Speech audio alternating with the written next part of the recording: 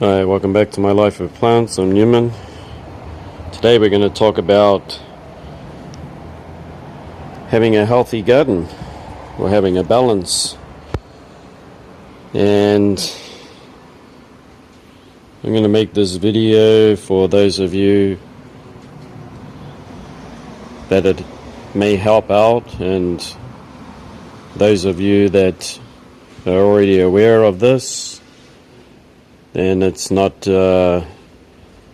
directed at those viewers. I'm just trying to help out other people that may need a little guidance or a few tips, because everyone's looking for some tips in some way. First, we're just going to have a look at things that we have in the garden here. We have this blue butterfly. You see that? How many of you know what it actually lays its eggs on? Not many of you do. We have these little tiny flies here.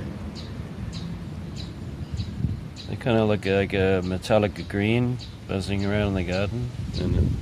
And what exactly do they lay eggs on or in? And what do they do for the garden? Down here we have a fly. What could the fly possibly do to benefit this garden?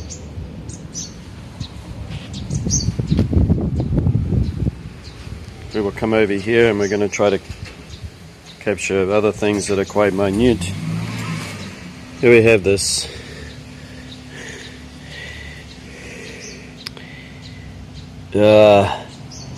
Nifolia.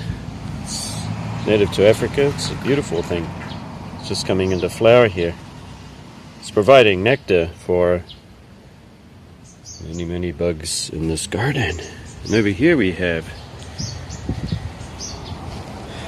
catnip, member of the mint family, Lamelaceae. And this thing flowers abundantly. I've kept it in the pot because it's kind of prolific. It may send out a lot of rhizomes and grow too much in the garden. Look at this Rhodoxus fairy snow that I've yet to put up. I can't remember the name of this. Kind of a ground cover here, but it's hardy to even zones that will get frost and snow in the winter. It'll just die down. And we have that in flower. Another lovely plant here. I try to choose plants that actually flower abundantly. We have a little beetle that's actually on there.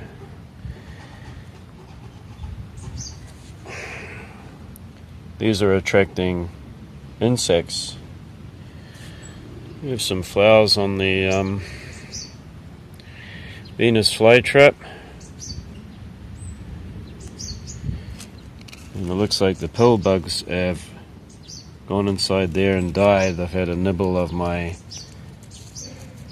Oh my gosh, look how many there are in there. Yeah, unfortunately we got a few too many pill bugs, and they nibble here and there.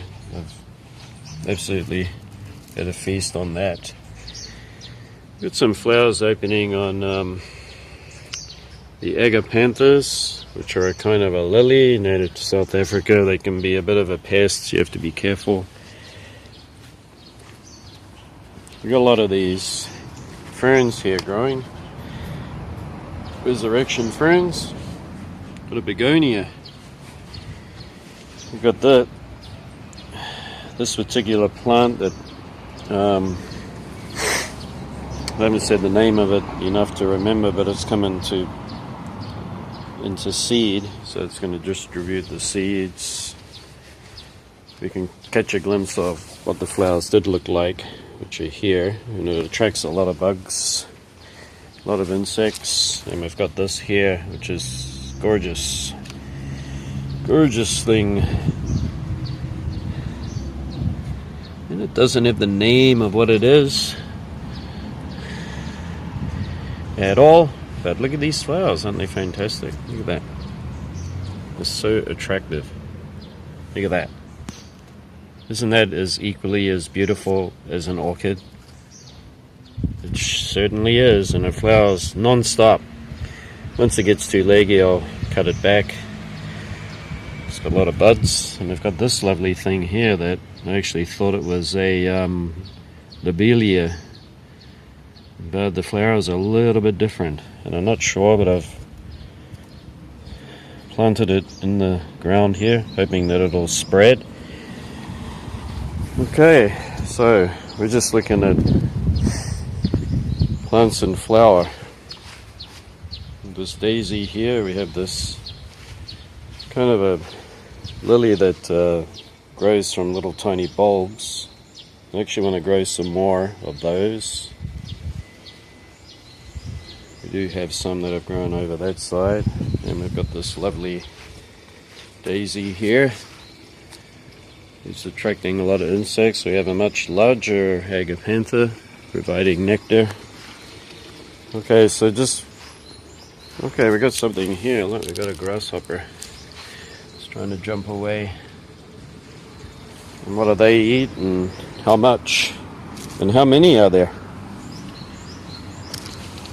Okay, so grasshopper, Mr. Grasshopper is a bit of a nuisance in a garden because they tend to eat what you don't want them to eat.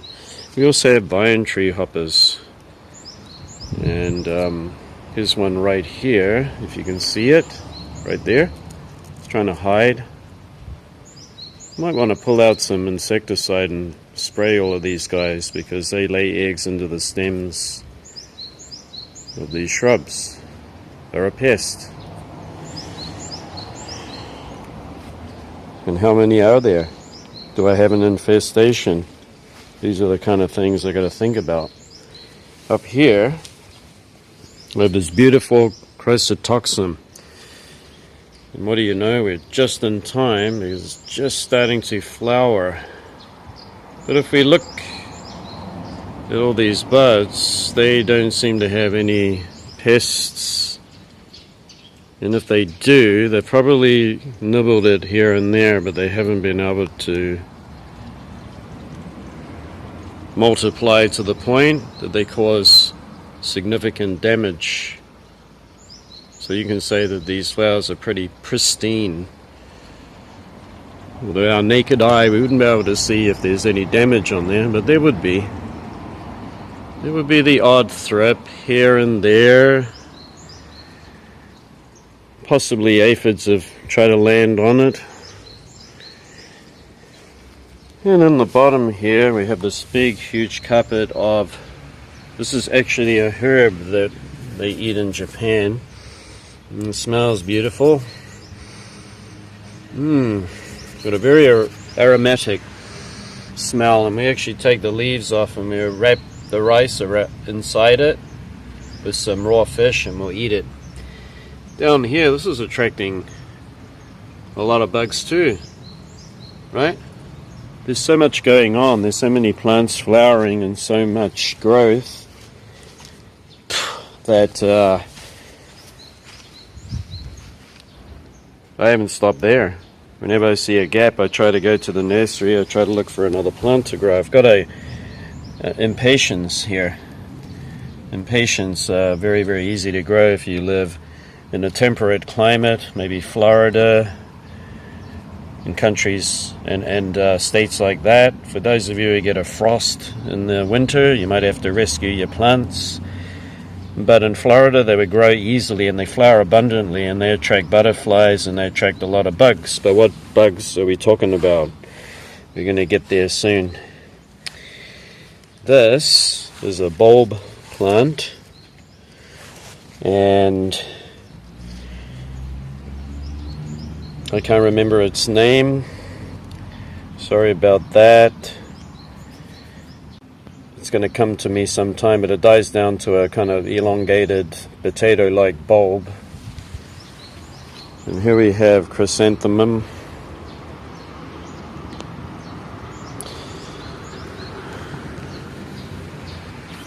You have many, many plants flowering.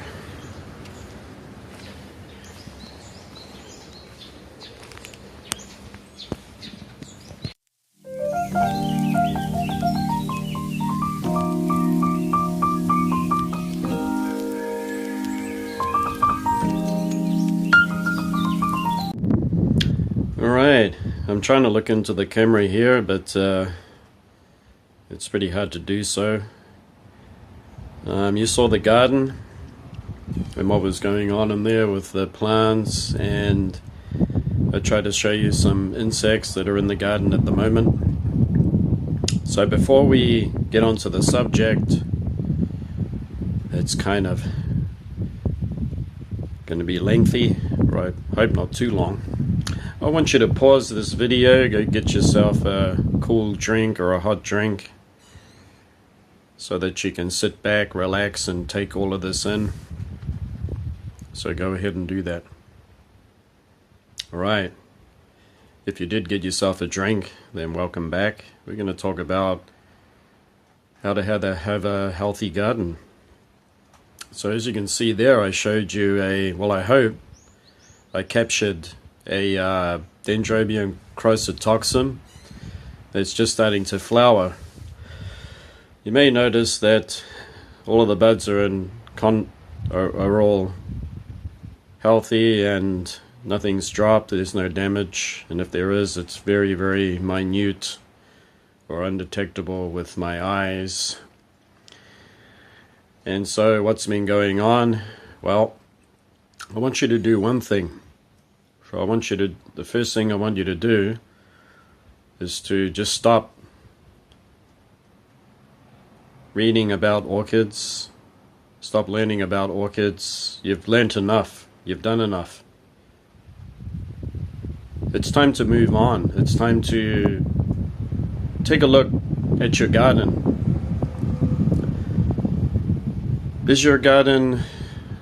Would you consider your garden is a healthy garden, a functioning garden? Is your garden created for aesthetics only?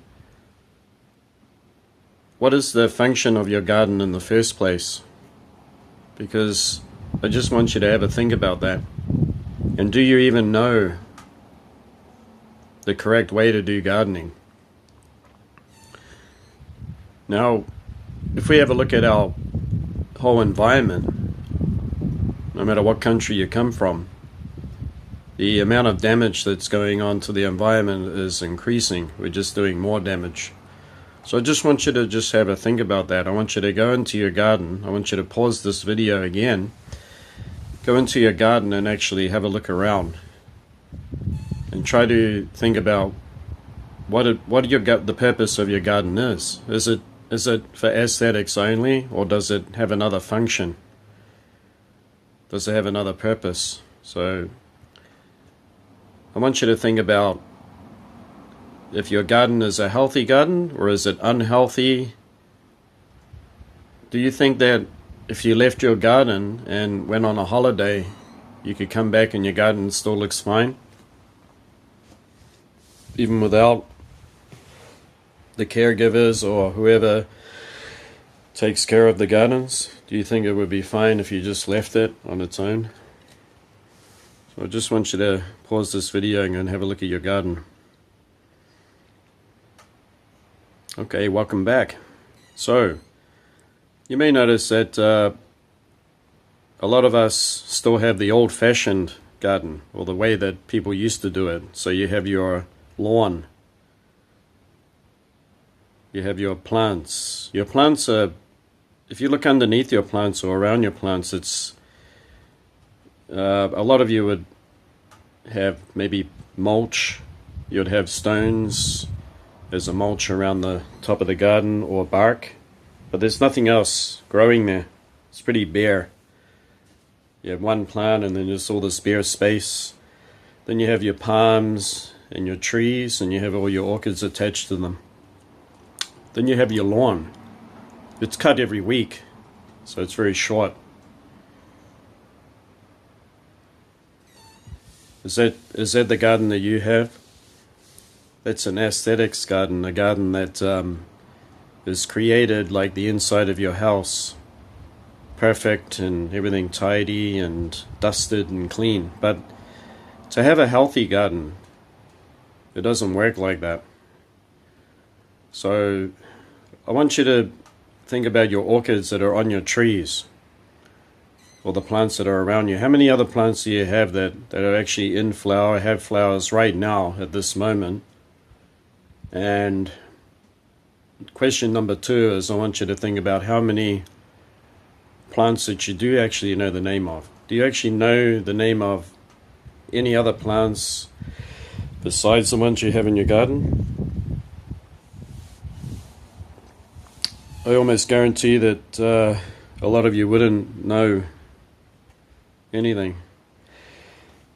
So what is plainly obvious to anybody is always the things that get on our nerves or bother us or get in our way.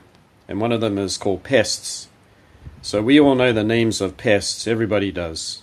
There's not one pest that we don't know the name of. We know them, we've seen them. We know, we've probably even looked online, and we even know how they breed and they lay eggs and how many and their lifespan. We even know the pesticides that kill them. So I want you to now think about the predators. How many predators do you know? Do you know the name of any predators that are in your garden that prey upon or eat those pests? And if your answer is no, then don't think of it, don't take it negatively or think of it as a bad thing. We're just here to have this serious chat about the health of your garden. Now for me, I don't know the name of a lot of annual plants and perennials, but I do know one thing, and that's I spend far too much time on staring and looking at and fussing and carrying over my orchids a lot, and that's made me blind to the fact that in order to have a healthy garden, I ought to know everything about it. I ought to know its pests, its predators. I ought to know even about the soil that they're growing in, like what kind of soil is it. I even need to know. You just saw the video before this of those blue butterflies. Do you know where they lay their eggs? So you may consider this as a pest. You may look at it and want to get rid of it and come out with the insecticide and bombard them all. In actual fact, that's far from it. That's a beneficial butterfly. Even its caterpillars are beneficial because they lay them on oxalis. And I didn't know that. I just would see blue butterflies, and I know that they take nectar from flowers, and I thought they lay their eggs and they eat plants. But they eat the oxalis. We don't need that. It's one of our weeds in the garden. So they lay them on. Caterpillars are quite flat, actually. They're very hard to see. But they're on there, and they eat them. So they take care of that for us. So that's just one little example. Now, there's one thing. So the first thing I wanted you to do is just to forget your orchids, okay? You've learned enough about them. You know about them. You know how much water they need. You know, fertilizer. And I want you to just focus on the health of your garden. And to get it back to health, you've got to learn about predators. Now, predators are just like you and I. We have certain things that make us comfortable and we want to live there. But we've turned our gardens into something that is aesthetically pleasing and perfect, that looks like the inside of a house. It's too perfect, too clean. All the weeds are taken out. We got somebody mowing the lawn non-stop. Probably in tropical places, I would imagine 2 to 3 times a week, they're chopping it. Okay, so predators that prey upon your pests, okay, they need somewhere to hide. They need an environment themselves. So you're providing an environment for yourself to look neat and tidy. But in actual fact, you're going against nature. you're fighting against your garden. You're turning your garden into, according to a predator, all these predators that feast upon your pests, okay, you're turning it into a desert to them. There's nowhere to hide, okay? Your lawn is cut real down to that. How many other flowering plants do you have? Okay, they're not going to come in if there's no flowering plants. They got nowhere to hide on a lawn because the lawnmower comes out and it kills them all. They get all chopped up into pieces. They got nowhere to hide. They got your big shrub in the garden, and then down come some birds, okay? And whatever there are of them are easy pickings because you just got a shrub here and there. In the meantime, you got your orchids growing up there, and you're looking at them and you're thinking, those damn thrips. They've come in and they've ravaged my flowers again. Well, why? Why are they doing that? Do you ever stop and think why? It's a good thing to think about. So we're going to talk about that together. And if you really think about it, like, even if I didn't mention anything on my channel right now, and if I didn't discuss this with you, you would be able to figure it out. So what the answer is that your pests have no other thing to feast upon. There's no other buds, there's no flowers in your garden.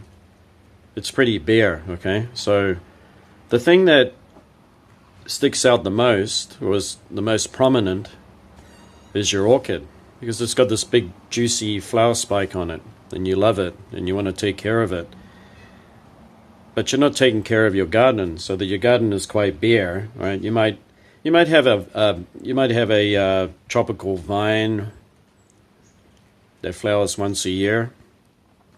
You may even have a tree. I don't know the names of all the trees that you may have in your area, but they don't flower prolifically. They may flower once or twice, and there are the odd exception. They may flower quite a few times, but other than that, your garden is pretty pristine and clean and tidy, aesthetic looking, so that those few pests that come in, okay, they land all over your garden and starve to death. There's nothing to eat.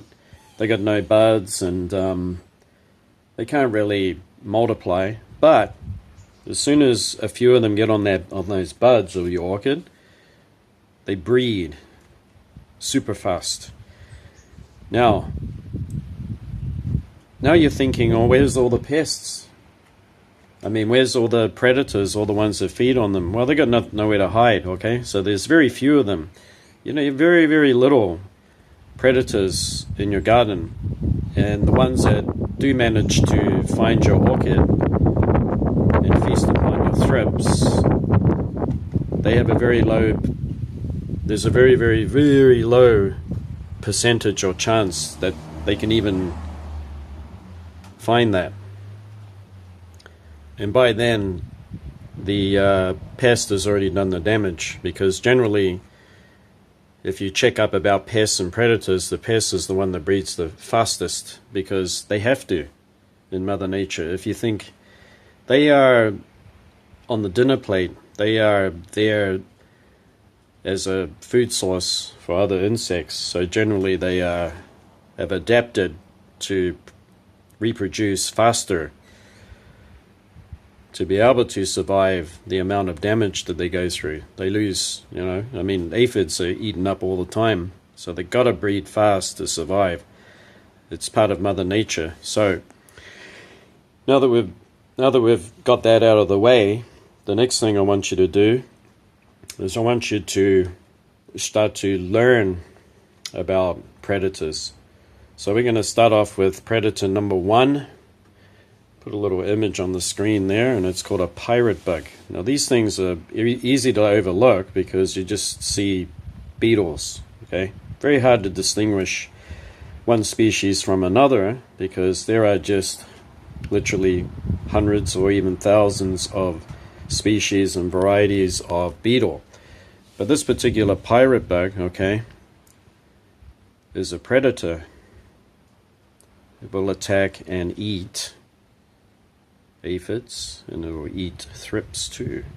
But to be able to support or make this beetle have a great life in your garden, you've got to bend a few rules. So we're going to talk about that later. Alright, there's one thing about the pirate bug. The pirate bug also loves nectar as a secondary food source. Okay, so that goes back to how many plants do you have that provide any nectar. Even things that have sticky honeydew or syrup that may drip from the flowers, they like that too. They also like cover. They like somewhere to hide. Okay, so how many places do you have that they can hide in your garden? Okay, so that's number one. Number two is lacewings. Now lacewings, their nymph, which is the baby, is easily recognizable. It's very small, only about that big, half an inch. Its head tends to wiggle around when it walks. So if you've never seen one, I want you to check up online about it, because they are excellent predators. They will eat your aphids, they'll eat mealybugs, they will eat thrips. They love thrips. But to provide the environment for them, you've got to provide the environment for the adults. And the adult lacewings love flowers, nectar, and they love an abundance and a variety of plants in your garden and places to hide. That's predator number two. Number three, ladybugs. What brings the most ladybugs to any orchard? You'll be surprised about this. Growers in Japan, okay, they've learned something over the centuries. They've always been, well, they still do. A lot of people still do this. They overweed, okay? They weed and weed and weed and cut. Ladybugs don't come. They come when they have an abundance of weeds. Weeds attract ladybugs. And the reason why they attract them is that they give them somewhere to hide.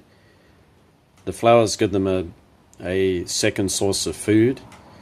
It also provides color that attracts them. Bugs are attracted by color. Number three is that they have a variety of insects to eat. So that attracts them, okay? They have somewhere to hide. If you keep cutting your grass, you're going to mow them and chop them up. All right? And then when they lay their eggs, all the eggs going to die too. Ladybugs love thrips. They'll eat them. They'll eat aphids, as you know. Mealybugs. You got some mealybugs in your garden, they'll eat them too. Everything's on the dinner plate. And there, when they lay eggs and all those nymphs come out, they eat thousands of pests. I've seen them clean up trees here in Japan. So orchards. A lot of orchards now have strips of weeds. They have the orchard trees and then they have a strip there where they let the weeds grow. You still see places all the time where they keep cutting the grass down. It's like, don't they learn anything? You know what I mean?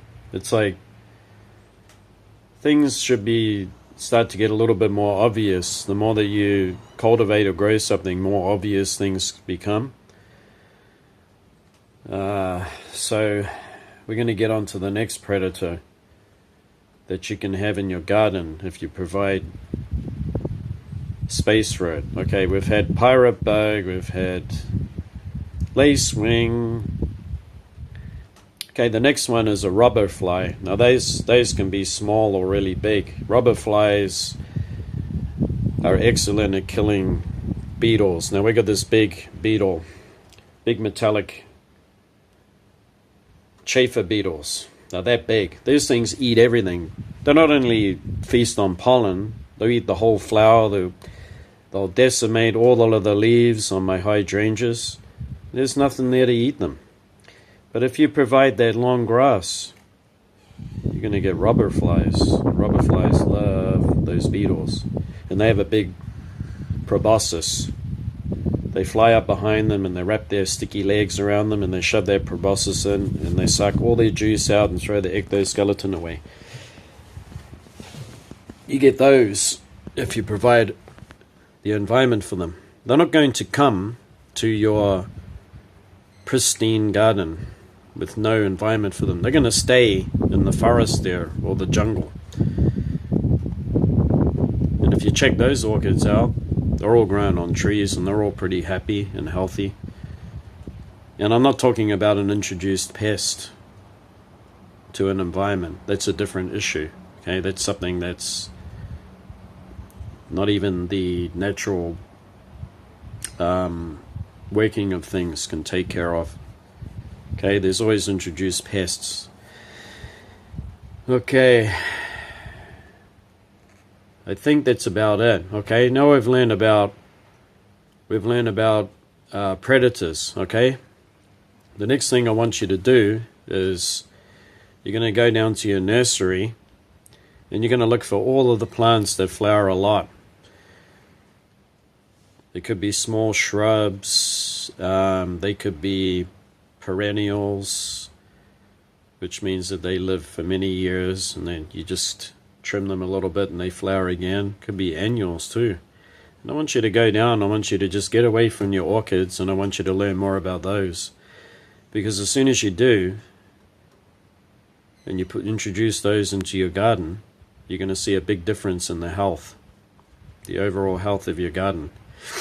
If you provide, like if you live in Florida, impatiens will be a piece of cake to grow. They flower non-stop most of the year. They provide nectar, they provide shelter. They're actually quite succulent, so I can imagine that when the predators come in, they've got somewhere cool to rest. Maybe it's something that you just don't want in your garden because you just wanted to have stones and bark and stuff like that. But I'm telling you, as soon as you do that, you're going to notice a difference to your health of your overall garden. Next thing I want you to do is I want you to let some of those weeds grow. I don't want you to let them take over. But here and there in the garden, when you got patches that don't have anything, just let the weeds grow there. You're going to end up with another predator that you will not have. I guarantee if you got that mowed lawn and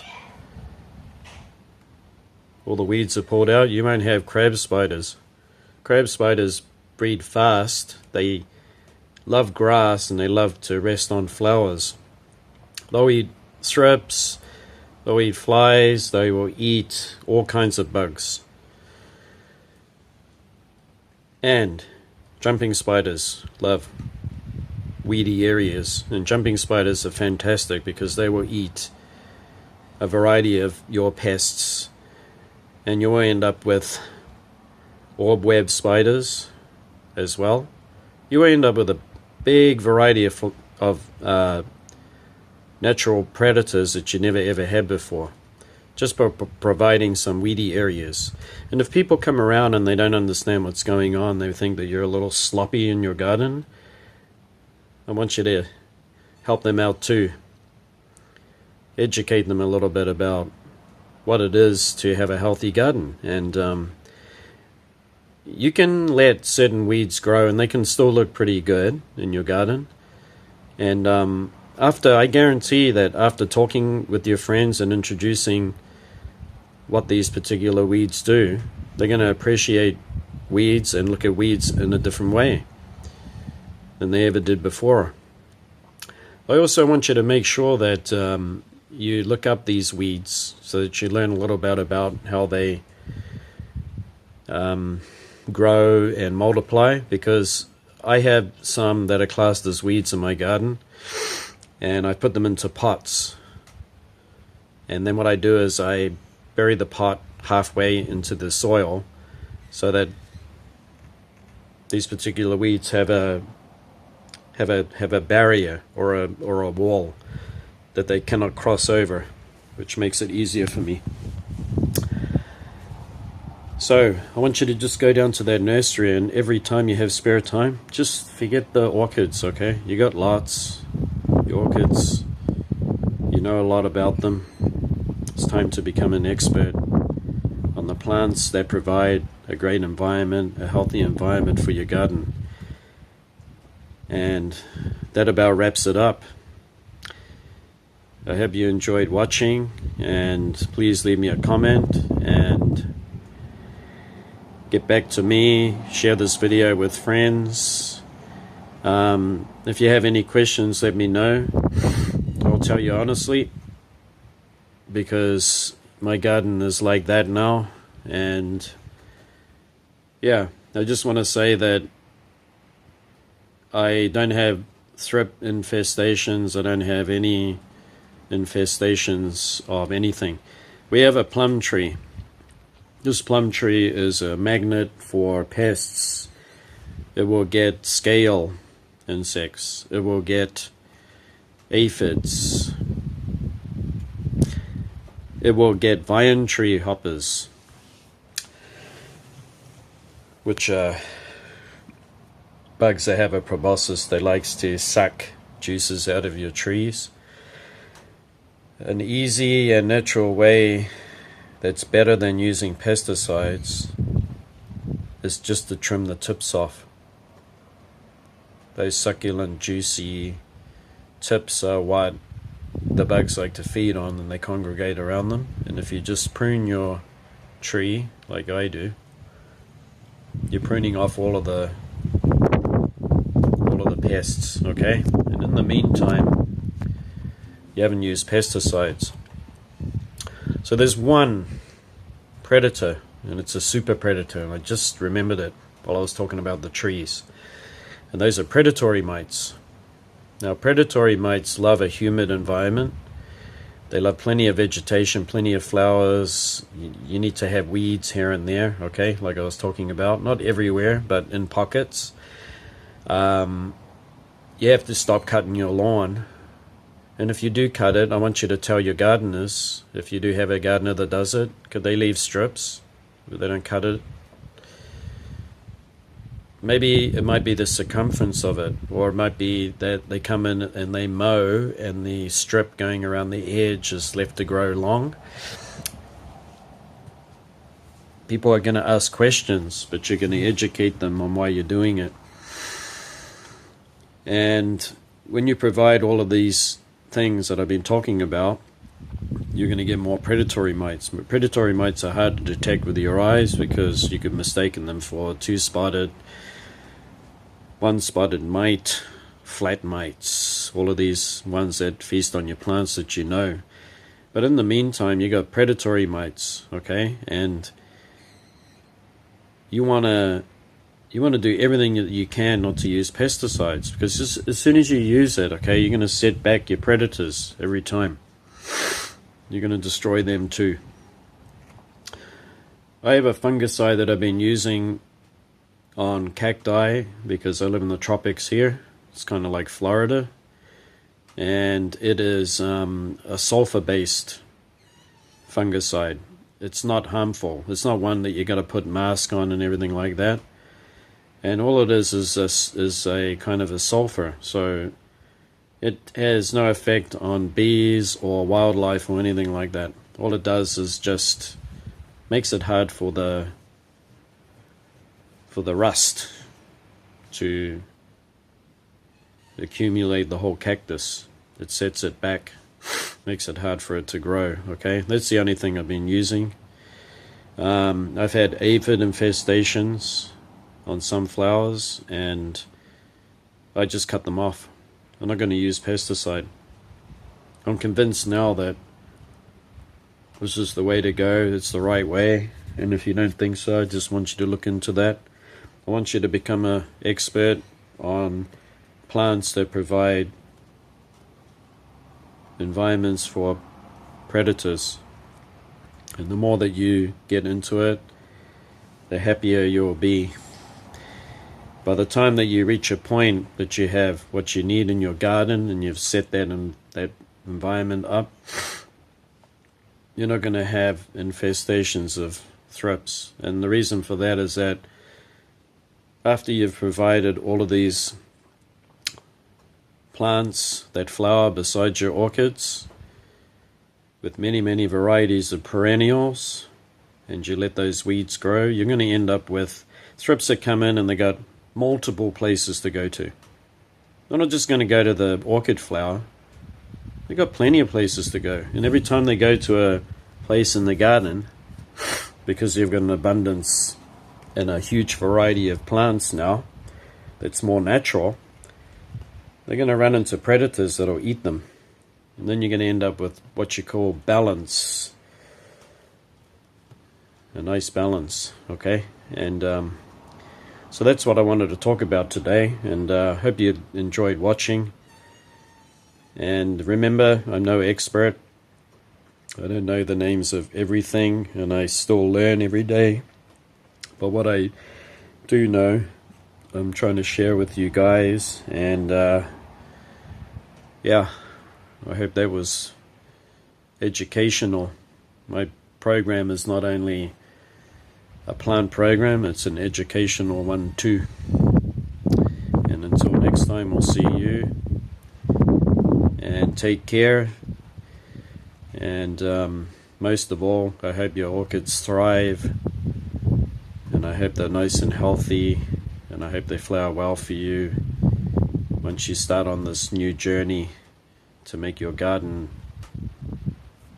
well, we all know it's never going to be natural, right? Because we're beyond that with all of these introduced plants we have. But you gotta work on how to make it more natural. And until then, we'll see you. This has been My Life with Plants.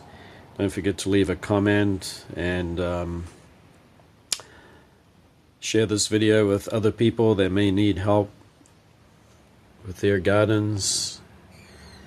And yeah,